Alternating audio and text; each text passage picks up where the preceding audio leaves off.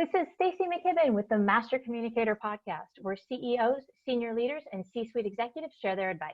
It's 6 questions in 9 minutes because the best leaders know how to share their ideas concisely and quickly. Let's jump right in. Question number 1. In a few sentences, tell me who you are and what you do. My name's Ethan Austin. I am the managing director for the Techstars and Western Union Accelerator program. We help startups grow and fund them and mentor them. That's amazing. How long have you guys been doing that? Techstars has been doing that for about 13 years now. I've been in this role for the last 3. Excellent. Very cool. Well, I'll be excited to hear it from the perspective of somebody that gets to see all the different roles and different industries and things like that coming through a kind of an entrepreneur incubator pool. I bet you get to see a lot of different businesses and products and services. Question 2 for you. What's the best thing about leading people from your perspective? I love seeing people grow and seeing people do more than they ever thought was possible from themselves. That's amazing. And do you have any fun examples you can share, or ways that you really like to help people grow personally and professionally? I like to say that I'm, my job as an investor, you're half therapist, half cheerleader, and I try to do cheerleading as much as possible. So many founders hear no all the time, and often what they don't need is more advice. Oftentimes people just need someone to believe in them and to say, you got this. And when my investors used to do that for me, I would tell them I didn't care about the advice you gave us, because that went in one ear out the other sometimes. But coming out of the meeting with you and knowing that I felt like $1 million and I could go tackle this, that was the best thing in the world. So that's what I've tried to do for the founders that I invest in now. Oh, that's beautiful. I love that. I believe in you. Yeah.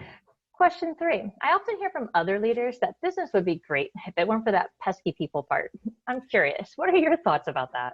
I couldn't think there's anything further from the truth. The older I've got, actually one of my former employees who was wise beyond his years, he told me, he was probably 10 or 12 years younger than I was. And he told me the older I get, and he wasn't very old at the time, the more I realize I just want to do something that I feel is important, but do it surrounded by great people. And I have the same philosophy. You spend so much time at work. If you're not working with great people, go find a new role, go find something else. It's really about the people who inspire you, and you get to spend all that time with them. That's amazing.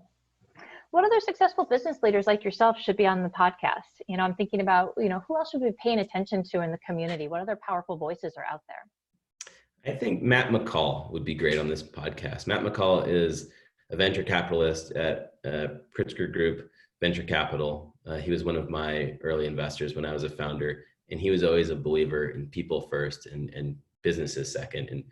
And he was one of those people that always made my co-founder Desiree Vargas Wrigley and I feel like $1 million when we'd come out of our meetings with him, because he believed in us. It's amazing how something so simple can be so powerful, right? Mm-hmm. And you often think about, the stuff that holds us back is our own limiting beliefs. And so what you're talking about there is just kind of really, helping to propel people through kind of that, what's often difficult to do for yourself, right? Yeah. He was great. Sometimes you need it from somebody else. Question 5, what piece of advice about communication would you give to other leaders? I would say over communicate, especially in times like now when there's a lot of uncertainty in the economy, and there's a lot of uncertainty in general. The people who can over communicate, especially with bad news, right? It's easy to communicate and keep a regular cadence with good news, but with bad news, it can be a little bit harder sometimes. And so I think at least in my world, investors appreciate not getting surprises and appreciate, and oftentimes have been founders themselves, so they know how hard it is to write the bad news and send that email. So over communicating both the good news and the bad news is I think really crucial. That's great. All right, magic question number 6. Tell us about your favorite boss or teacher. Who's really influenced you? My favorite teacher, I haven't had a lot of bosses. I've had a few great ones, but I've been an entrepreneur most of my life, so I didn't have a ton of bosses. But my favorite teacher was my 7th grade social studies teacher. His name was Coach Wilson, and he gave every single person in the class a nickname. And he was a really special guy. he made, some of the nerdy kids, he'd prop them up as if they were the coolest kids in class. And he'd make them feel really special. And it was just a great teacher. He would tease everyone. He didn't coddle people, and he teased the heck out of everyone, but he was just a great guy that everyone loved. That's amazing. Again, it sounds like another person that really, inspired you to believe in yourself and, to find confidence in your own skin, right? I think that's a big part about leadership, is really helping people to find their own way and kind of their personal best, right? It's not about making them like us, or like you, or, or like somebody else. So. Totally. Well, that's amazing. Ethan, I really enjoyed our time together. Thank you so much for being on the podcast. How can people find you if they want to reach out and say hi or get to know more about you and your business?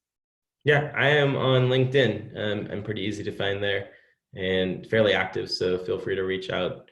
Usually with a note. That's one thing about communication, I'd say as well. Lots of people reach out on LinkedIn without notes, and it's so much easier to know why you want to connect if you include a note in the LinkedIn connection. So I'd be happy to connect with anyone there.